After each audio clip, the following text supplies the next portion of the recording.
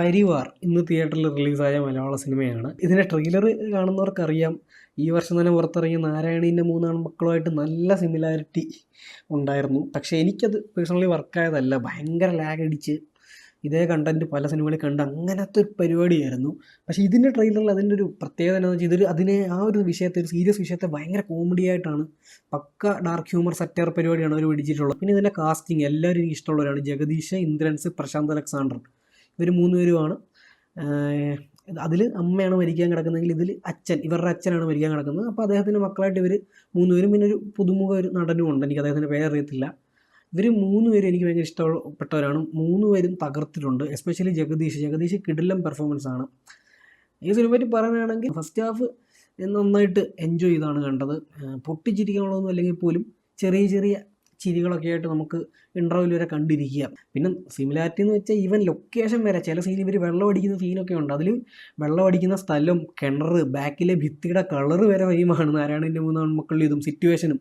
അപ്പം അങ്ങനെ ഭയങ്കര സിമിലാരിറ്റി തോന്നും. പിന്നെ കുളം, അങ്ങനെയൊക്കെ എൻഗേജിങ് ആയിരുന്നു ഫസ്റ്റ് ഹാഫ്, ഈ കോമഡി ഫാക്ടർ ഉള്ളതുകൊണ്ട്. പിന്നെ അതിലേപോലെ തന്നെ ഇതിലും മറ്റേ ഒരു ന്യൂ ഏജ് അങ്ങനത്തെ ഒരു റിലേഷൻഷിപ്പ്, ഒരു പ്രണയം പരിപാടികളൊക്കെ വരുന്നുണ്ട്. അപ്പോൾ അതുകൊണ്ട് തന്നെ ട്രെയിലർ കണ്ടപ്പോൾ മനസ്സിലായി ഡിറ്റോ സാധനമാണ് എന്നുള്ളത്. കോമഡി, സീരിയസ്, അതാണ് ആകെ ഡിഫറൻസ്. പിന്നെ പറയാനാണെങ്കിൽ പെർഫോമൻസ് ബാക്കി ഇപ്പോൾ ഇന്ദ്രൻസ് തൊട്ട് ബാക്കി എല്ലാവരും, പ്രശാന്ത് അലക്സാണ്ടർ ആയാലും ബാക്കി എല്ലാവരും നന്നായിട്ട് ചെയ്തിട്ടുണ്ട്. ആരും മോശമാക്കിയിട്ടില്ല.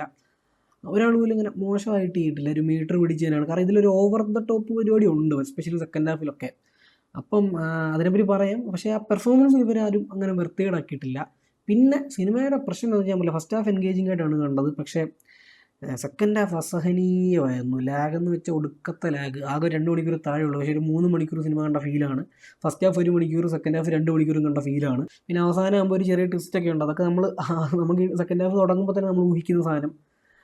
പിന്നെ അതുപോലെ ഈ ഓവർ ദ ടോപ്പ് സീൻസ് ഉണ്ട്, അത് ഇവർ മോശമാക്കിയിട്ടില്ല. പക്ഷേ ആ സീൻസ് എഴുതിയത് തന്നെ ഭയങ്കര ഓവറായിട്ടാണ്. ഓവർ ദ ടോപ്പ് സീൻ അതിലും വൃത്തികെട്ട ഓവർന്നൊക്കെ പറയത്തില്ല, ആ ഒരു തരത്തിലായിപ്പോയി. അങ്ങനെ അകത്തൊക്കെ ഭയങ്കര നിരാശ സമ്മാനിച്ച് ഫസ്റ്റ് ഹാഫിൽ കുറച്ച് ചിരിച്ചതുപോലും നമ്മൾ സെക്കൻഡ് ഹാഫിൽ ദുരന്തമായിട്ട് മറന്ന് ബോറടിച്ചിരുന്ന് കണ്ട സിനിമയാണ് പരിവാർ. ഇതിൽ 2 സംവിധായകരാണ്, ഉത്സവ് രജീവും ഫഹദ് നന്ദു.